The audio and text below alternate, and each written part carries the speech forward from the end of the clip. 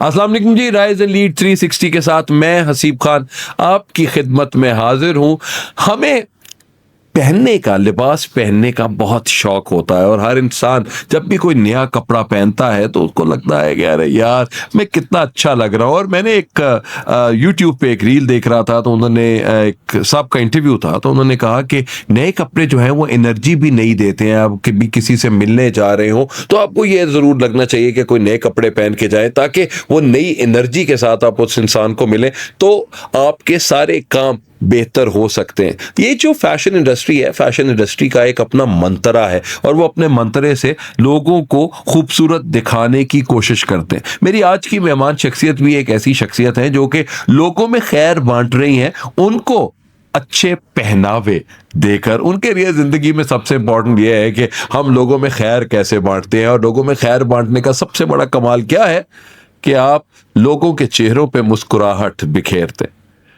ये लोगों के चेहरों पे मुस्कुराहट बिखेर रहे हैं। खासतौर पे खवातीन के चेहरों पे मुस्कुराहट आ जाती है जब हम केसरिया जाते हैं, केसरिया का ब्रांड यूज करते हैं और वहां पे बहुत सी खवातीन, मेरी अपनी बेगम साहिबा या मेरी बेटी या बहन जा रहे हैं केसरिया में, तो जब वो केसरिया से बाहर निकलते हैं तो वो बड़े से बड़े बैग लेकर अपने साथ निकल रहे होते हैं and there is a smile on their face and they said कि हमने दुनिया की बहुत सी चीजें अचीव कर ली। तो आए उन्हीं से पूछते हैं जिनका ये ब्रांड है, he is the CEO of Kesariya. इनके साथ हम बातचीत करेंगे और इनसे पूछेंगे कि what is has been the why of his life. So, ladies and gentlemen, CEO Kesariya Yamin Malik साहब, अस्सलाम वालेकुम सर। वालेकुम सलाम।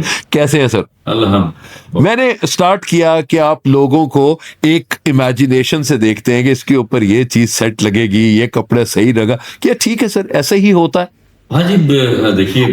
और अब तो सॉरी मैं आपको अभी कंप्लीट कर लूं कि केसरिया में तो जब से आपने इसको ये ब्रांड बनाया तो आप हर खातून को देख रहे होंगे इधर ये अलग कपड़ा तो सेट लगेगा या इस तरह से ये बेहतर लगेंगे, इस तरह होता है सर? कभी कभी इस तरह भी देखते हैं, लेकिन लेकिन ज्यादातर नहीं ऐसे देखा जाता। मैं समझता हूँ आपकी इस बात से जो खैर वाली और मुस्कुराहट वाली थी, मुझे अभी रिसेंटली एक जो याद आया कि मैं अपने आप को खवातीन के जोड़ों के दर्द का डॉक्टर कह सकता बिल्कुल। तो बिल्कुल जी, वो खवातीन को जो जोड़ों का दर्द होता है वो वही है उनका, उनके जो मॉलेज है वो यहाँ पे यामीन भाई बैठे हुए हैं। यामीन भाई, आप हर तरह का जोड़ों का दर्द जो है वो ठीक कर देते हैं। जी जी, वो जोड़ों का दर्द चाहे काम पे जाने का हो, किसी शादी में, किटी पार्टी में या कहीं भी आउटिंग के लिए, तो वो उन सारे जोड़ों के जो दर्द है वो हम मुहैया करते। आपका एक्सपीरियंस अगर देखा जाए तो गुल अहमद भी है और जितनी भी आपको जो बड़ी इंडस्ट्री के नाम है, सफायर की अगर आप बात करें, बाकी सब मुमकिन, तो you have been a part of all those organisation. तो आप शुरू से ही यही चाहते थे कि there ought to be something जो कि मैं लोगों को लोग अपने कपड़े पहन के अपनी शनाख्त जो है उसको बेहतर कर सकते हैं। मैंने करियर स्टार्ट किया, वो थी एक्सपोर्ट, टेक्सटाइल एक्सपोर्ट प्रोडक्शन। ठीक है।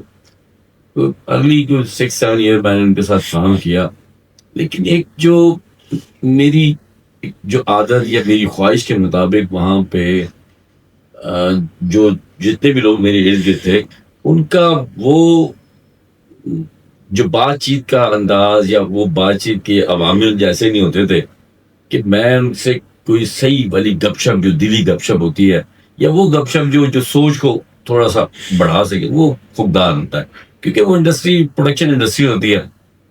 तो मैंने उस पर अल्हम्दुलिल्लाह बड़ी कामयाबी हासिल की। उसके बाद मैंने सोचा कि यार कौन सी ऐसी फील्ड हो सकती है जहाँ नित्य नए लोगों से मुलाकात हो और ऐसे लोगों से मुलाकात हो जो जहनी तौर पे बड़े मजबूत और बहुत ही तखयलाती किस्म की बातें करें और कुछ सीखने का मौका मिले। तो वहीं भी मुझे एक दफ़ा चांस मिला। तो एक कराची से एक ब्रांड होता था, कॉटन एंड कॉटन। हाँ जी।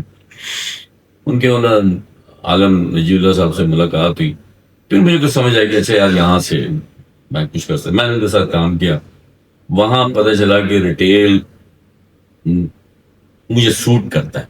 ठीक है। मैं जब लोगों से मिलता हूँ, लोगों के लिए कोई काम करता हूँ, लोगों के लिए कोई प्रोडक्ट डेवलप कराता हूँ, इवन प्रोडक्ट सिर्फ डिलीवर भी करवा देता हूँ, वो इतने शुक्रगुजार, हालांकि उसका कर चुका था उसकी कीमत, लेकिन उनके चेहरे पे खुशी और शुक्रिया के ऐसे अल्फाज होते हैं मैं आपको बयान नहीं कर सकता। और फिर मुझे पता चला कि ये जो टेलर प्रॉमिस है कितना बड़ा अजाब है। यस। तो वहां से मुझे ये खुशी महसूस हुई कि ये जो लोग हैं अगर इनके लिए काम किया जाए तो ये वाकई खुश होता है। असल किसी की शर्ट अगर अच्छी बन जाए, किसी का जोड़ा हटा, आप मुझे चेहरा देखे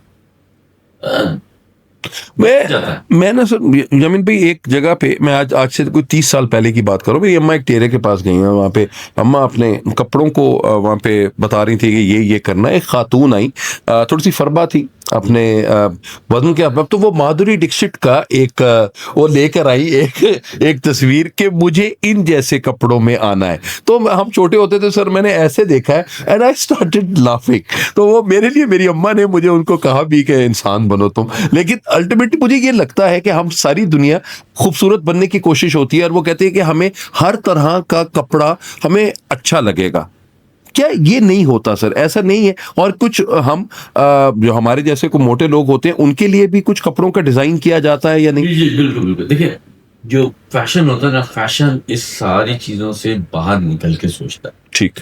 वो सोचता है कि जो मेजॉरिटी ऑफ द कंज्यूमर है या पॉपुलेशन है, उनका साइज सेट क्या होगा, उनका टॉर्सो क्या होगा, ठीक। उस पे तो डेवलप कर देते हैं। तो बहुत सारे लोग होते हैं, कुछ लंबे होते हैं, कुछ फरबा होते हैं और कुछ छोटे होते हैं। हाँ जी। स्किन भी अलग अलग होती है। तो हर चीज के मिडिल ग्राउंड पे सारे को प्लान किया जा रहा होता है। ओके। ठीक। अब आप गौर करें और अब जरा सोचिएगा, एक दफा 2-3 सेकंड देना फ्लैशबैक लीजिएगा। कभी किसी तकरीब में या घर में या कहीं बाजार में कभी आपने कोई खातून देखी है जैसे दूसरा जोड़ा किसी ने पहना हो? नहीं सर, कोशिश यही होती, वो देख के भी नहीं चीजें बन रही होती। सर नहीं हो रही थी। तो सोचें कि जो सिंथ नाजुक है, अब तो खैर नाजुक वो भी नहीं रही, काफी मजबूत हो गई है जी। तो इसकी ये फुल और इनका पहनावा इतना यूनिक है। यस। इतने ब्रांड, हजारों सूट डेली बेसिस पे बिक रहे हैं और कोई एक दूसरे जैसा पहन के नजर नहीं आता। अब ये यूनिकनेस इन्हीं की वजह से है। ठीक। कि इनका जो प्रोसेसर है वो इसी तरह काम कर रहा होता है कि हम जैसे कपड़े कोई ना पहने। जैसे मर्द जब कार्ड्स खेल रहे होते हैं, पता होता है ना इसके पास कौन से कार्ड हैं, इसके पास क्या है, इसके पास क्या है, मेरे पास क्या है। ये पूरा कार्ड से गए मैं, इनके पता होता है कि ये क्या है, ये क्या है, ये क्या है, इस ब्रांड।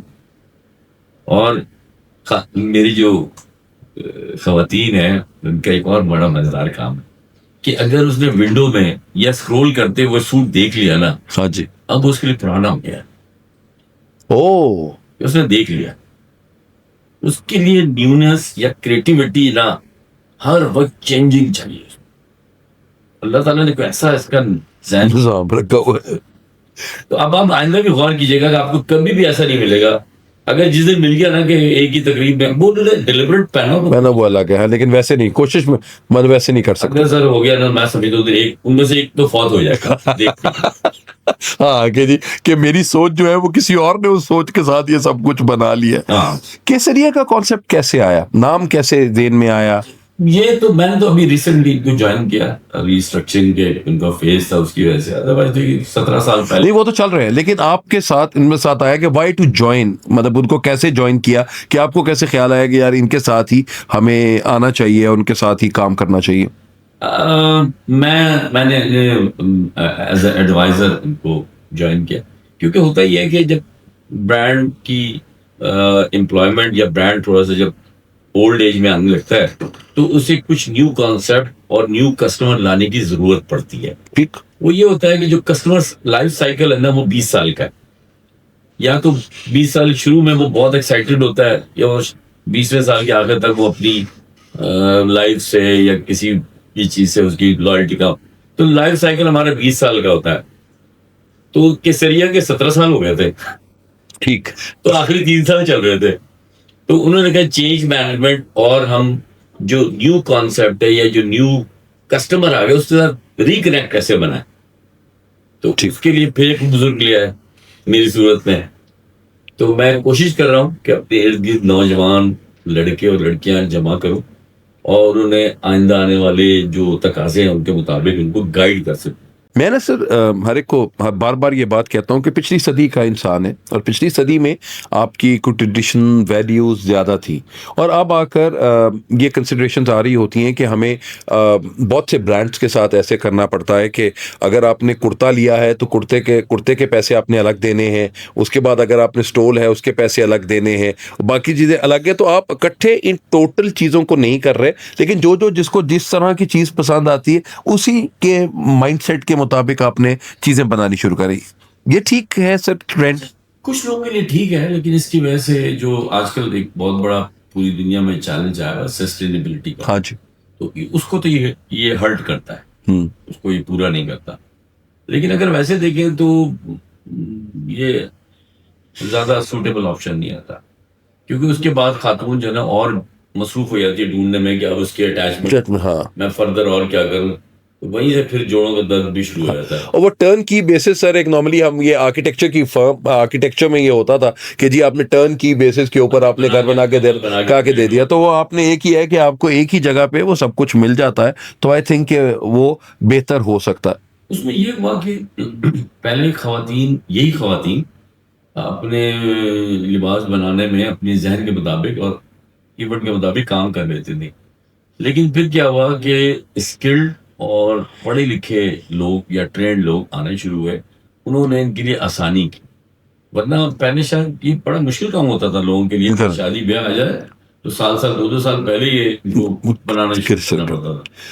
आजकल के फैशन डिज़ाइनर्स ज़्यादा आ रहे हैं और फैशन डिज़ाइनर बहुत ज़्यादा वोग हो गया है एक प्रोफेशन के जी। बच्चों को फैशन डिज़ाइनिंग करवा दी जाए। आज से तकरीबन 30-40 साल पहले ही एक ऐसी इंडस्ट्री थी जिसमें लोग शायद जिनको शौक होता था वही जाते थे, और अगर जो चले जाते थे फिर उनको अंग्रेजी वाला शौक होता था कि जी हमारे साथ क्या हो गया, या उनके अम्मा अब्बा को भी वो अंग्रेजी वाला शौक लग रहा होता था। लेकिन सर अब क्या इतनी ज़रूरत है अभी हमारी यहाँ पे कि इतने फैशन डिज़ाइनर्स हों, या और भी फैशन डिज़ाइनर्स आने चाहिए ताकि जितनी डाइवर्सिटी हो और एक अपना अपना आइडिया लेकर आते रहे? अच्छा, मैं तो थोड़ा सा मेरा अंदाज सोचने का मुख्तलिफ है इसमें। मैं तो कहता हूँ देखिए, जो हम साउथ एशियन कंट्रीज है ना, हमारे तो पता नहीं कब नसीब जागेंगे और हम वो दिन देखेंगे जो हम सोचते हैं। ठीक। तो मेरे लिए एक थोड़ी सी आइडियलिज्म एक आता है फिलिपाइन को लेके। अच्छा। फिलिपाइन क्या करता है, वो देखता है कि पूरे खित्ते में, पूरी दुनिया में किस स्किल सेट के लोगों की कमी है। वो क्या करता है, उसी के मुताबिक पूरा एक प्लान प्राइमरी से तैयार करता है और ग्रेजुएशन तक लेकर आता है, और उसके बाद वो क्या करता है, अपना ह्यूमन कैपिटल एक्सपोर्ट करता है और बेहतरीन रेवेन्यू अर्न करता है। हम 25 करोड़ लोगों की आबादी वाला मुल्क है। मैं एक सूबे में गया तो वहां पे मैंने से कहा, मैंने कहा माशाल्लाह तुम लोग कितने बहन भाई हो? कहता सिर्फ 12। सिर्फ 12? नजर नहीं आ रहा है, 8 बार होता है। हो तो आप सोचे तो अगर हमारा यही रेट रहा पॉपुलेशन ग्रोथ का, तो हमें सोचना चाहिए कि हमें बाहर ही भेजने पड़ेंगे सर। बाहर भेजने चाहिए। देखिए, पाकिस्तानी या ये खित्ता जो है ना साउथ एशिया का, ये बुनियादी तौर पे मेहनती लोगों का काम है। ये काश्तकार हुआ करते थे और पानी और काश्तकारी ये बड़ा जरखेज इलाका था, तो काश्तकारी कोई आसान काम नहीं है। सही। ठीक है, तो ये शुरू से मेहनती लोग थे। तो अब जिस फील्ड में भी जाते हैं, ये अपनी पूरी महारत और मेहनत का मुजाहरा करते हैं। आप बेचें यार, बात क्या हो गया। तो अगर डिजाइनर में बन रहे हैं तो अब काफी तादाद बच्चे बाहर जा रही है। तो अभी अब की बार ट्रम्प सरकार ने तो चीजें चेंज की हैं, वरना हमारी एम्प्लॉयमेंट बहुत अच्छी थी बाहर। नहीं सर, लेकिन सारे वेस्टर्नाइज्ड ही को लेकर आ रहे होते हैं, क्योंकि जो ये जनरेशन है, इस जनरेशन के ऊपर वेस्टर्नाइज्ड ही हैं। वो हमारे अपने कल्चर की चीज़ें शायद कम हो गई हैं और वेस्ट ज़्यादा इन्फ्लुएंस हो गया है, तो इस वजह से जितने भी आपके डिज़ाइन होते हैं वो सारे वेस्ट की तरफ ही टिल्ट कर रहे होते हैं। अच्छा, अभी जो ये जनरेशन आ रही है, इसके साथ तो बड़ा मसला है कि पूरा साल ही अगर वेस्टर्न पहन भी लें ना, तो अपनी शादी पे या बहन की शादी पे तो इन्होंने एक ट्रेडिशनल पहनना है। ठीक। इवन अमेरिका में बैठी हूँ, हाँ सही, यूके में भी हो और चाहे किसी कैरिबियन कंट्री में भी हो, तो यही पहनना पड़ता है इनको। ठीक। अच्छा, अभी जो मैं कस्टमर देखता हूँ जाके मॉल्स में या अपने स्टोर्स में जाके देखता हूँ, तो मैं देखता हूँ कि वालदा आई हैं, तो वालदा ने तो दुपट्टा लिया हुआ है, 3 पीस सूट पहना हुआ है। अब वालदा के बाद जो बड़ी बहन होती है, वो भी तकरीबन वालदा जैसी होती है। जी उसके बाद एकदम चेंज हो जाता है माहौल, ईस्ट से एकदम वेस्ट हो जाता है। नीचे वाली 2 बेटियां जो होगी वो प्योर वेस्टर्न में होंगी। तो अब आधी पॉपुलेशन तो वेस्टर्न पे आ गई। आ गई, यस। अब ये खवातीन भी उससे जाके इनकी बेयरिंग हैबिट में चेंज आता है। जब शादी, शादी के बाद बच्चे, फिर एंजाइटी, फिर उसकी वजह से शेप का तब्दील क्या होना। होना। तो वहां जाके फिर हमारा जो कल्चरल सेटअप है, उसमें ये लाउंज वेयर या जो वेस्टर्न वेयर या अफोर्ड नहीं कर पाते, तो फिर इन्हें वापस आना पड़ता है। तो अगर मैं कहूँ कि अगर जैसे मैं लाइफ साइकिल की बात कर रहा, कस्टमर लाइफ साइकिल, तो इनका, इस कस्टमर का 10 साल तो ईस्टर्न वेयर के साथ ही रहेगा ठीक है, ठीक है। और 10 साल वेस्टर्न के साथ रहेगा। राइट, ठीक है। तो ये इसी तरह ही चलता रहेगा। ये ठीक। मैंने आपकी जो लाइफ देखी है या इसको मैं समझने की कोशिश कर रहा हूँ, उसमें एक एलिमेंट बहुत ज्यादा है, एंड दैट्स हार्ड वर्क। मतलब बहुत ज्यादा है, मतलब इट्स लाइक एवरी टाइम, मतलब it was not easy for you to make, और दूसरों को ये बात समझाना what you are coming up with, ये सबसे ज्यादा इंपॉर्टेंट चीज रही है। आपको क्या लगता है सर कि ये जो हार्ड वर्क है, यही सक्सेस की मेन वजह होती है? अच्छा देखिए, हार्ड वर्क के साथ हुआ ये कि जो कंसिस्टेंसी है, वो हार्ड वर्किंग के साथ बहुत कामयाब से चलाना पड़ता है। इसमें जो, अगर अगर आपने बाकी लोगों से काम लेना ना, तो हमारे एचआर गुरु हैं, उन्होंने हमें सिखाया था कि पहले पहले जो होता है, हम क्या करते हैं कि हम इंटेलिजेंस बैंक पहले बनाना चाहते हैं, अकाउंट बनाना Correct. चाहते हैं। तो कहते हैं इंटेलिजेंस बैंक से पहले ना आपको वहां पे इमोशनल अकाउंट खोलना पड़ता है। बिल्कुल ठीक, ठीक है बिल्कुल। जी। तो फिर मैंने यही किया कि लोगों के साथ कनेक्ट करके, उनके साथ छोटी छोटी बातें करके, उनको पहले तो अपनी तरफ माइल करके वो काम, फिर उनको काम करवाना शुरू किया, तो लोग काम करना शुरू हो जाते हैं। लेकिन एक एक एक बड़ा मसला ये होता है कि जब तक हम मैं एक जगह, मैंने एक जगह एक देखा, खातून को ट्रैफिक वार्डन रोका होता, और काफी बहस हुआ था। मैं गाड़ी की, मैं गया, मैं जगह सुन, मैं हेल्प करता हूँ, मैं गया।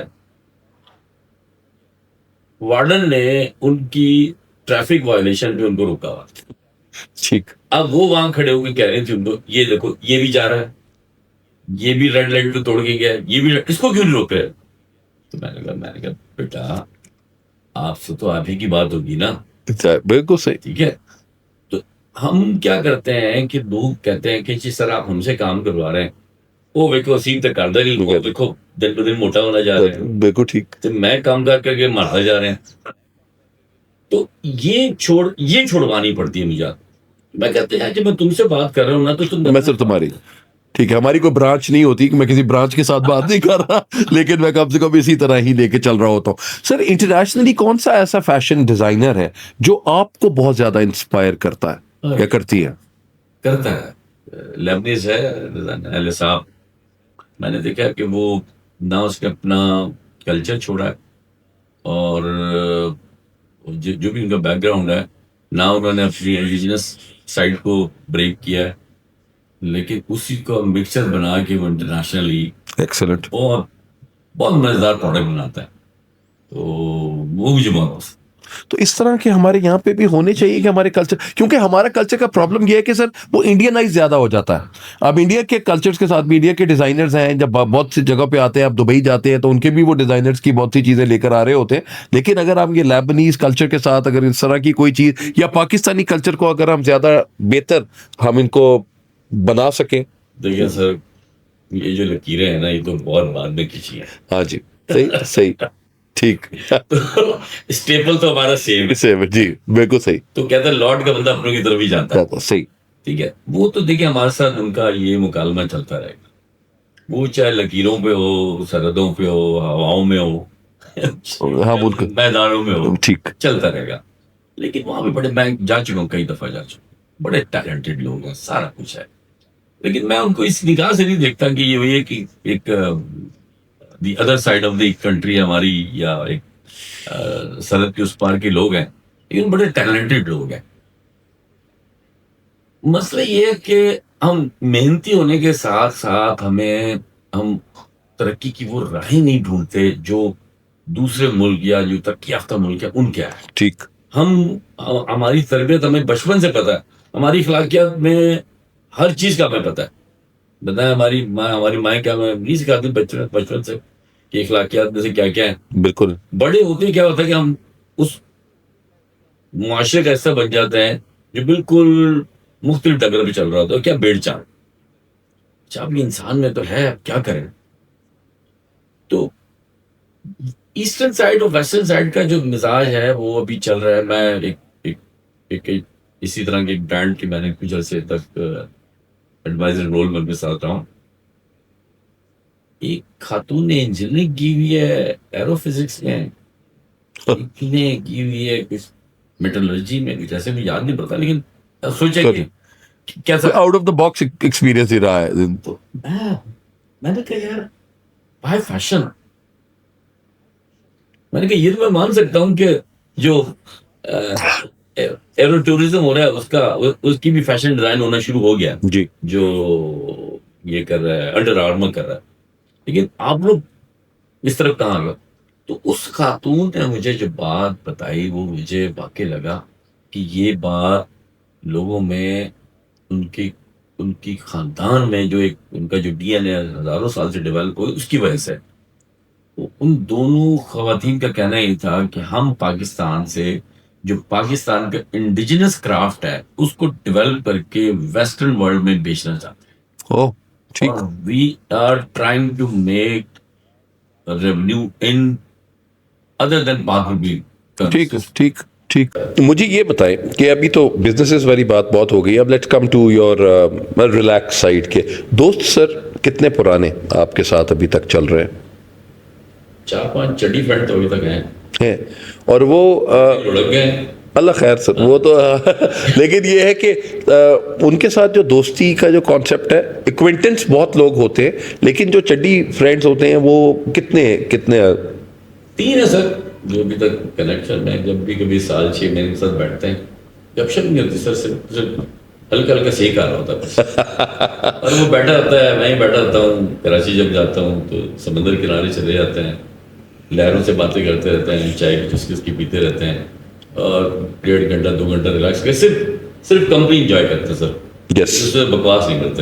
तो सर क्या लगता है आपको कि दोस्ती इंपॉर्टेंट है बिजनेस के साथ? एज ए सीईओ आप देख रहे हैं कि एक आपका वो काम तो है, लेकिन दोस्तों के साथ जाना, उनको टाइम देना, ये ज्यादा जरूरी नहीं है सर?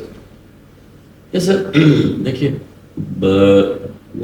उम्र की किसी हद तक तो ये बहुत अच्छी बात है, आपको वाकई आप बहुत ही एनर्जी होती है आप में और आप बहुत कुछ अचीव करना चाहते हैं, इसके लिए एक्स्ट्रा माइल कवर करना, बड़ा कुछ करना होता है। फिर एक दौर आता है कि आप कहते हैं कि नहीं अब मुझे अपनी पेशे को, अपनी उस सनत को और अपने मुल्क को ना कुछ ठीक वापस करना है। तो मैं तो उस फेज में आ गया। मैं मुझसे कोई मशवरा के लिए वैसे भी आ जाए तो मैं जरूर देता हूँ उसको टाइम, और उसके लिए चाहे वो मैं सैटरडे हो संडे मैं देता हूँ उसको टाइम। तो मेरे लिए तो थोड़ा सा कॉस्ट चेंज होता जा रहा है। मैंने शायद 1.5-2 साल में शायद मैंने अपनी सनत से रुखसती मांग लेनी है।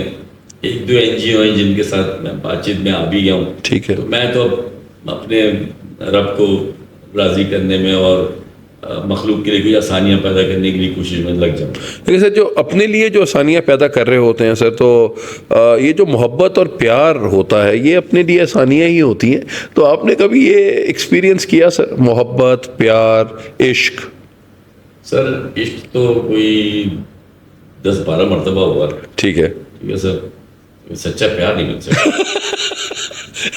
सच्चे प्यार की तलाश में सर 4 बच्चे भी हो गए, 2 पोते भी हो गए माशाल्लाह, एक नवासा भी है, एक नवासी भी है, बट सच्चा प्यार अभी तक नहीं मिल सका। उसको मैं खोज रहा हूँ। हाँ लेकिन सर जब मिलेगा मुझे लगता है कि किसी NGO में ही मिलना है सर आपको ये वाला तो जो आप एनजीओ की तरफ अब जा रहे हैं ना, तो आप वो अल्लाह के वो कहते हैं ना जी, अल्लाह के करीब जाकर चीजें बहुत सी इस तरह देख रहे होते हैं, तो अल्लाह भी कहता है इंसान ने इतनी इश्क कर ली है, एक चलो जो ये चाह रहा है मैं उसको ये भी दे देता हूँ। सारी ये जो मैंने आपको 15-16 बताए सारे एक तरफा है। हाँ सर, ऐसे ही होता है सर हमें खुशी है। वो शाहरुख खान हमेशा ये बात कहते हैं ना सर, एक तरफा प्यार की ताकत तो कमाल होती है सर। उसमें पता मैंने क्या देखा, मुझे सुकून बड़ा है। एक तो ये डर नहीं रहा कि खातून मुंह पे ही झाड़ देगी। एग्जैक्टली। अपना मुंह तो देखो तुम।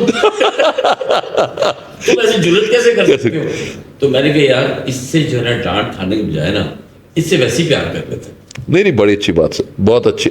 ये आजकल के सर जो बच्चे हमारे बहुत से काम कर रहे होते हैं और इसी तरह प्यार मोहब्बत कर रहे हैं, तो क्या लगता है आपको कि ये जो शादी की एज है, ये सर जल्दी होनी चाहिए या ये 30s के अंदर, जिस तरह बच्चे कहते हैं हम एक दूसरे को समझ के करना चाहिए, तो ये 20s में हो जाना चाहिए? यार इसी पे आपने गलत बंदे से सवाल किया। सर मैं चाहूंगा सर, मैंने तो यार 21.5 साल में शादी कर ली तो थी। सर अच्छा है ना सर, आप देखें ना, इसीलिए इतनी यंग एज में आप नाना दादा बन गए, और आपको क्या चाहिए? मेरा नवासे माशाल्लाह 13 साल का है। अरे वाह, माशाल्लाह माशाल्लाह।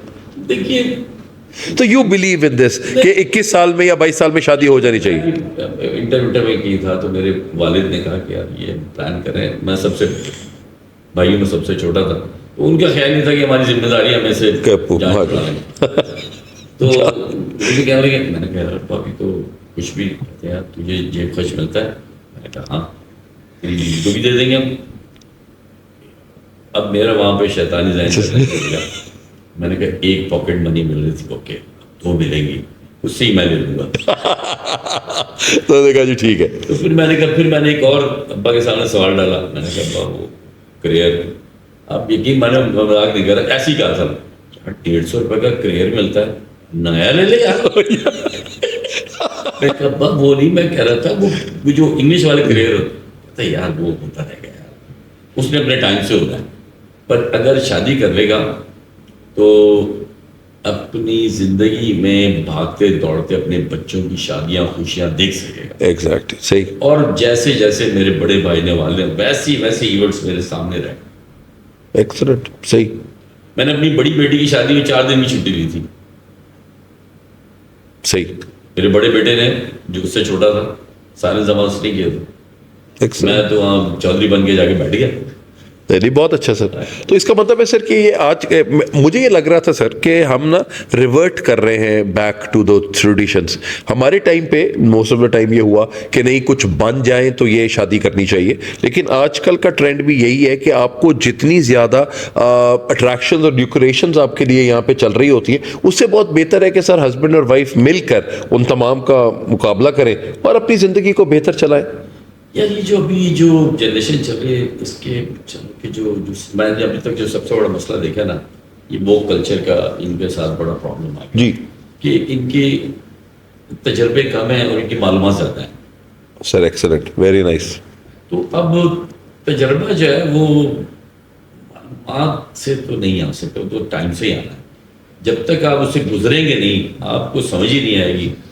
तो ये शायद उस जो मैरिज का कॉन्ट्रैक्ट है उससे पहले उससे गुजरना चाहते हैं। हाँ, उससे पहले तो एक्साइटमेंट नहीं खत्म होती यार। सही सही। बिल्कुल बिल्कुल। ये चाहते हैं कि एक्साइटमेंट लोग जीते रहे।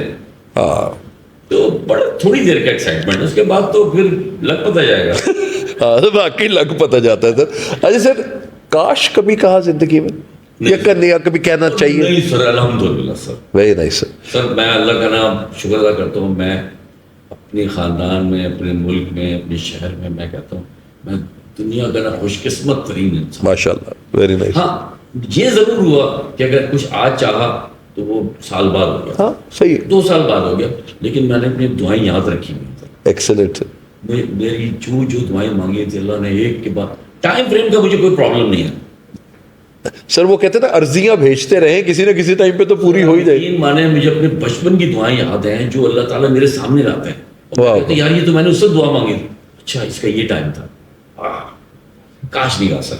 ठीक सर, आपकी पूरी माशाल्लाह with experience that you have, आप लोगों को हायर करते हैं, तो लोगों को हायर करने में कौन सा ऐसा एक एलिमेंट आप देखते हैं या उसका एक ऐसा एट्रीब्यूट होता है उसकी पर्सनालिटी का जो आपको समझ आती है कि यार ये तो होना चाहिए, इसके अलावा मतलब बाकी चीज़ें उसको सिखाई जा सकती है, लेकिन ये एक एलिमेंट है जो हर इंसान में होना चाहिए जो उसकी ज़िंदगी को बेहतर कर सके? अच्छा असीम भाई, मैंने ना अपनी चीज़ों को बड़ा सिंपल रखा हुआ, वेरी सिंपल।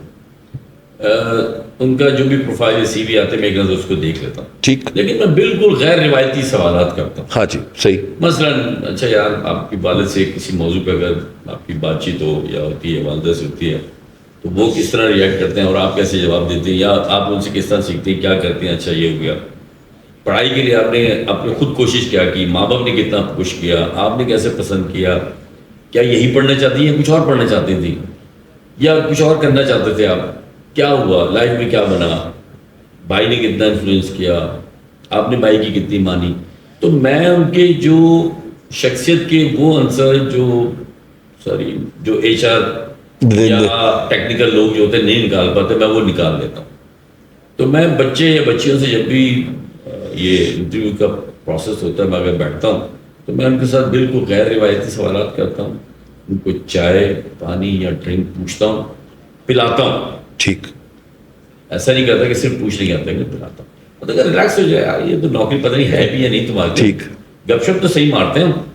फिल्म्स देखते हैं सर? हाँ सर, जरूर देखता हूँ।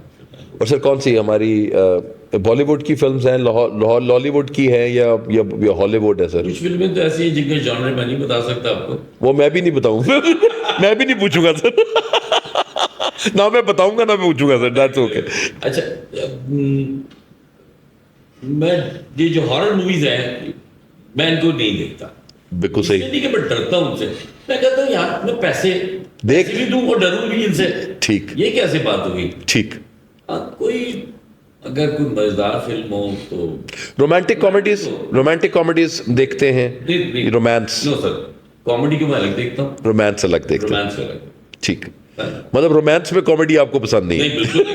वो तो बड़ा सीरियस हार्डकोर मसला है। ठीक है, तो रोमांस को रोमांस ही रखना चाहिए। हाँ। वो उनके कोई ऐसी फेवरेट एक्ट्रेस जो सर जिसकी फिल्में आपने हमेशा या रोज या जब कभी आपका दिल चाहे आपने देखी हैं, या कभी उससे बात करते हैं उसकी तस्वीर देख के क्या दिल के तार छेड़े ये ऑनर जाने के बाद जो है ना, बहुत सारे जख्म जो है वो ताजा और बहुत सारे लोगों के फोन आएंगे। कुछ इंटरनेशनल भी अच्छी लगी, और एक मेरे जमाने में तो एक अमेरिकन होती थी फ्यूबकेट्स। जी बिल्कुल, वो अच्छी लगती थी मुझे। ठीक, मैं वाकई उसकी फिल्म ढूंढ डाल के देखता थी। उसके बाद एक एलिशिया सिल्वरस्टोन अच्छी लगी। सही। और पाकिस्तान में शहनाज शेख बहुत अच्छी लगी थी। चना अनकही जो आपको नए अभी मैं देखता हूँ तो दुर्रे फिशान वो है खातून जो जिसका ड्रामा देखा जा सकता है। ठीक है, और उनका अपना सर उनको ब्रांड एम्बेसडर भी बनाया जा सकता है केसरिया का। कई जगह बनाया तो वो इसी तरह ही वो इंसान अपने शौक इसी तरह ही पूरे करता है ना सर। CEO होने का यही तो फायदा है सर। मैं आपको मजे की बात बताऊं, मैं अपने किसी भी ब्रांड के शूट पे जाते इस वक्त हो रहा है। अच्छा सही। इस वक्त हमारा एक मेगा कैंपेन शूट हो रही है, लेकिन मैं नहीं जाता। उसकी रीजनिंग ये सर कि जो प्रोफेशनल मैंने रखे हैं, हाँ, वो अपना काम कर पूरा एतमाद, मैं उनको कभी भी डिस्ट्रैक्शन नहीं देता। ठीक, पूरी तरह उनको एम्पावर करता हूँ। तो ठीक है, इंडिया में सर जरूर मैं बताना चाहूंगा, मैं सुनना चाहूंगा सर। इंडिया में पहले तो ये हुआ कि मुझे अपने अब्बा की पसंद थी। ओहो, ये सर मेरे साथ भी बड़ा मसला है। मैंने ना अपने बेटे से पूछा कि तुम्हें कौन पसंद है, अब सर उसको प्रीति जिंटा पसंद है सर। तो मैं कहा बेटा ये तो बाप वाली पसंद है, ये ना करो, कोई और सोच। सुष्मिता सेन सर, अब सुष्मिता सेन बड़ा मेरा आपका कॉमन निकला कहता अब सुष्मिता सेन सर बहुत ज्यादा, क्योंकि सर उसे कोई नाबीना ही होगा, नापसंद। बिल्कुल ऐसे, बिल्कुल ऐसे। तो मुझे अपने बाप की पसंद थी, पुरानी अदाकारा थी मुमताज जी, वो बड़ी पसंद थी। उसके बाद सर बड़ा अजीब सा हुआ, बाप ने जना बुरा नहीं माना। नहीं सर, मैं समीता पाटिल बहुत अच्छी। Samita, oh sir very nice actress. मुझे उसके चेहरा पसंद था। ओहो सर, अदाकारी नहीं। अच्छा, आप कहीं आवाज समझ लेना क्या एक्टर। नो, मुझे उसका चेहरा पसंद था, उसके चेहरे के खदो खाल मुझे बिल्कुल महसूस होते थे। वाह, ठीक। और वो गाना सर वो बहुत अच्छा, अगर आपने वो सुना हो तो आपने, मुझे लगता है उन्हीं को इमेजिन करके ही सुना होगा, मेरे प्यार की उम्र हो इतनी सनम, तेरे नाम से शुरू तेरे नाम पे खत्म। अरे कहा आपको मैं उस तरफ ले जाऊं उस गाने की तरफ। जी बिल्कुल फिर सही। श्रीदेवी पसंद रही, फिर मौजूदा दौर में बड़ा ही अजीब खिचड़ी जी। हुई है। अभी यहाँ कुछ कहने को दिल भी नहीं करते, क्योंकि अब हुआ ये है कि अब वो बेटियों की उम्र की अदाकारा नहीं है। अब देखने से भी ना थोड़ा डर लगता है। हाँ सही। नहीं सर, अपनी उम्र में ना इंसान बड़ा सेफ जोन में खेल रहा होता है, लेकिन वो बाकियों के, अब तो वो बाकी बच्चों के वाले आ गए सब लोग। मैं तो, मेरी तो जो समधन है ना, मैं उनको भी की लड़की कहता हूँ। ठीक ठीक। मेरी बहू कहती है अब्बू कि यार मेरी उम्र की तो लड़की है ना। मैंने तो अपना लेंस नहीं बिल्कुल बिल्कुल सही। लेकिन अच्छा है, इसका मतलब है कि, और गाना सर कौन से आप ज्यादा सुनते हैं जो कि आपकी गाड़ी में या आपके दिन में चलते रहें या आप गुनगुनाते रहें कोई? मुझे लगता है कि with the voice that you have, आप कहीं ना कहीं किसी ना कहीं गुनगुनाना भी आपके, मुझे बहुत अच्छा लगता है गुनगुनाना, और मैं अक्सर कभी गा के। कौन सा सर ऐसा कोई गाना, कोई एक ऐसी चीज अगर आप मुझे सुना सकें, या आप इस वक्त कोई? मैं सुनाने में तो थोड़ा मुश्किल है। देखिए सर, कौन सा गाना तो मुझे बता दें कि। अच्छा, अब मैं बताऊं आपको, इस सारे मामले में मेरे वालिद का बड़ा इन्फ्लुएंस है मेरे। ठीक। उनको फरीदा खानम पसंद थी, ओह वेरी नाइस। उनको रेशमा पसंद थी, उनको जनाब मुझे लगता है सर वो डीएनए में आ गया, फिर वो डीएनए में वो इसी तरह ही चलता गया। अब वो क्या हुआ कि जब मैं उनके साथ सुनता आया तो कुछ 2-4 साल या 8-6 साल पहले अली सेठी ने एक सराइकी गाना गाया कि माही ते मेरा। Oh yes. अब वो मेरी फेवरेट उसमें लिस्ट में शामिल है। अब बहुत सारी चीजें मुझे उसकी बहुत अच्छी समझ आती है, लेकिन मुझे वो जो सोच है ना उसका, वो नहीं भूलता नहीं है। सही। तो पंजाबी गाने बहुत सुनता हूँ, लेकिन ये वाले नहीं, वो जो सूफी कोर है वो। आपने अच्छा किया बता दें, मतलब मैं वो आपसे सुनना चाह रहा था कि नेड़े आ वाला कोई आपने उस तरह के सुने में तो हैं, लेकिन जिस दौर में हम थे तो यही वाले गाने चल रहे थे जी, बिल्कुल ऐसे। अगर वो आपको भी याद हो तो वो मेरी वैल दी कमीज। हाँ जी। कितना इंटरेस्टिंग गाना था जी बिल्कुल सर। और sir imagine, height of imagination थी। देखिए उसी की वजह से, उस वाइल की कमीज की वजह से मैं आज फैशन की दुनिया में हूं। वो कि ये वो वाइल की कमीज ऐसी बनानी है जो फट ना जाए। बिल्कुल, वेरी नाइस। मैंने वही तय कर दिया था। सर फूडी हैं? नहीं सर, फूडी खाना शाना, कॉफी चाय का मतलब का शौकीन है सर। शौकीन? तो चाय एनी टाइम इज द चाय टाइम। चाय का तो मेरा कोई टाइम नहीं है। हमारे एक फौज में दोस्त होते थे, वो कहते थे यार चाय और बेइज्जती को कोई टाइम। तो ये इसी तरह ही हाँ, ये तो अब सोने से कोई 10 मिनट पहले भी चाय पिलाते हैं तो मैं आराम से पी लेता हूँ, सो भी जाता हूँ। एक्सीलेंट, ठीक। और सोने में भी सर अल्लाह ने बड़ी मेहरबानी की है सर, 5 मिनट चाहिए होते हैं सर। वाह वाह वाह, माशाल्लाह। सर हमारे बच्चे जितने देख रहे हैं यहाँ पे, और वो आपके एक्सपीरियंस के साथ अपने आप को अगर जेल इन करना चाहें या अपने लेकर आना चाहें, तो what would be those 3 pointers that you need to tell them कि अगर आपने इस फैशन इंडस्ट्री में रहना है तो आप कैसे सस्टेन कर सकते हैं? एक तो ये रखिए कि जो हमारा पाकिस्तान में नहीं, पूरी दुनिया का एक पहला असूल ये है कि आप जो रिवायती चीजें हैं ना, पहले आपको वो बनाना आनी चाहिए। ठीक। कहते जेड़ा जेड़ा लाहौर गंदा फिर वो मक्के भी गंदा। हाँ बिल्कुल सही, बिल्कुल ठीक, बिल्कुल सही। तो आपको तो पहले जो जो अपना जो क्राफ्ट है ना, जो लोकल क्राफ्ट है, पहले यार आपको वो करना आना चाहिए। ठीक। ठीक, उसके साथ आप जो भी करते रहेंगे ना, लोग कबूल करेंगे, क्योंकि आपने करना तो पाकिस्तान में ही काम है ना, मोस्टली यही करना है। तो वो आपका एक जो कल्चरल कनेक्ट है ना, वो कायम रहना चाहिए, चाहे आप जो भी काम करें। आपकी जो अखलाकियात हैं वो, उसको आप नहीं छोड़ सकते, कुछ भी कर लें। मैं एक दफ़ा, मैं एक टेक्सटाइल में मुल्तान काम करता था, तो मुल्तान में ख़वातीन के जो रिवायती पहनावा है उसमें चादर का इस्तेमाल। हाँ जी, ज़्यादा। तो एक ऐसी फैमिली थी जिनको मैं गोल्फ क्लब में जाता आता था, तो वहाँ मिलना जुलना या हमसे रिलैक्स होती थी। तो वहाँ उसी तरह वो इसी ड्रेस में वो अपने खावन या भाई के साथ आते थे, तो खाने पीने बाकी जो मर्द हज़रात था वहाँ से गोल्फ खेलने चले जाते थे, या कहीं सुपर मार्केट में या रेस्टोरेंट मिल गया, इस तरह हो जाता था। वही फैमिली मुझे एयरपोर्ट मिल गई इंटरनेशनल ट्रैवल पे, तो मैं ऐसे देख लिया। अब वो जब इंटरनेशनल ट्रैवल पे खड़े हो तो वो डिफरेंट यूरोपियन अटायर, अब खातून मतलब अपना पल्लू सीधा करती रहती हैं लोग, उन्होंने 2-3 दफा किया टी शर्ट को, ये मैं कह गया मैं सलाम, मैं ये टी शर्ट इससे नीचे नहीं जाएगी। तो यार थोड़ी सी लंबी टी शर्ट पहन लेते, ठीक, हाँ, अनकंफर्टेबल तो ना हो। तो मैं कहता हूँ कि आप अपने कल्चर को बहुत मजबूती से पकड़ के रखें। अगर हाथों से नहीं पकड़ सकते जहन से पकड़ लें, जहन से नहीं पकड़ सकते जबान से पकड़ लें। एक्सीलेंट। लेकिन दुनिया भर के जो ब्रांड डेवलप हुए हैं उनमें को उनका जो कोर होता है वो इंडिजिनस होता है। ठीक, तो एक तो ये कि रिवायत को आप पकड़ लें, इसी में से चीजें निकलते हैं। दूसरा सर वो काम करें यार जो आपके दिल के करीब है, उसको ना छोड़ें यार, चाहे माँ मारे या सर फूटे या माथा, बस जो जो आपको पसंद है वो करें यार। तीसरा ये है कि जो ईमानदारी है ना, वो ये नहीं है कि मैंने 8 घंटे इस जगह बैठ गया है और 8 घंटे। ईमानदारी ये है यार कि मैंने अपने दिल को कैसे राजी, इस काम से मैंने कैसे राजी किया, और अगर नहीं समझ आता छोड़ दें, जहां समझ आता वहां करें। आपको आप जैसे जहन के लोग मिल जाएंगे, थोड़ा सा टाइम लगेगा लेकिन मिल जाते हैं।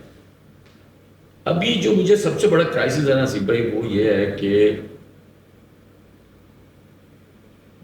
मैंने अपनी दो नौकरियां छोड़ी हैं। ठीक, और किस बात पे छोड़ी आपको वो बताता हूँ। मेरा सुबह उठ के कसम ले लें काम पे जाने को दिल नहीं करता था। ओ, ये मैं बिल्कुल इसलिए कसम खा गया हुआ कि बिल्कुल मैं अब अपना ये बिल्कुल मैं सुबह उठ के बैठा हूँ, तैयार व्यार उठ के बैठा हूँ, और मेरा बेटा कहता है तू मेरा दिल नहीं कर रहा। मैंने उसके एचआर को कहा यार ये गाड़ी लैपटॉप चाबी अभी घर से मंगवा लो, तो मैं नहीं, सर खैरियत, मैं कहा बस मैं नहीं। क्योंकि जहां चीजें आपकी मर्जी के मुताबिक या आपके दिल के मुताबिक या आपकी ईमानदारी के मुताबिक ना चले, उस जगह नहीं रुको। यही वो तायकला होती वाली यही तो मिसाल है कि वो परवाज ही सही नहीं है जिसमें आपके साथ कोताही आ रही हो। ठीक सर, आपकी इस पूरी लाइफ को 1 वर्ड में अगर हमें सम अप करना हो तो आपके ज़हन में क्या लफ्ज आता है सर? सिला Rahman. Thank you very much, sir. It was a pleasure knowing you, sir. It was a pleasure seeing the other side of a CEO, according to myself. And ladies and gentlemen, मेरे आज के मेहमान थे यामीन मलिक साहब, और यामीन साहब ने बहुत अच्छी बात, एक तो ये कि जो आपका दिल चाहता है आपको वही करना चाहिए, दूसरा एक आपको अपनी ज़िंदगी में लोगों को माफ़ कर देना चाहिए, सिला रहमी के साथ अपनी काम करने चाहिए, और तीसरी चीज़ ये जो हम अपनी ज़िंदगी में जो फेकनेस दिखाते हैं दूसरों को इम्प्रेस करने के लिए, वो फेकनेस नहीं होनी चाहिए। जो आप हैं आपको वैसा ही रहना चाहिए, इसी तरह ही आप अपने आप को बेहतरीन इंसान डेवलप कर सकते हैं। और लास्टली जो इम्पोर्टेंट पॉइंट था वो ये कि पाकिस्तान से जुड़े रहें, अपने कल्चर से जुड़े रहें, अपनी ट्रेडिशन से जुड़े रहें, अपनी वैल्यूज़ से जुड़े रहें, एंड यही वो चीज़ें हैं जो आपको दुनिया में भी अपना नाम बनवाएंगी, और वैसे भी आपके सक्सेस में आपको थोड़ी सी बूस्ट ज़रूर मिल जाएगी। मुझे हसीब खान को राइज एंड लीड 360 से इजाज़त दीजिए। इंशाल्लाह ताला नेक्स्ट टाइम एक नए गेस्ट के साथ आपकी खिदमत में ज़रूर हाजिर होऊंगा। अपना बहुत ख्याल रखिएगा। पाकिस्तान जिंदाबाद।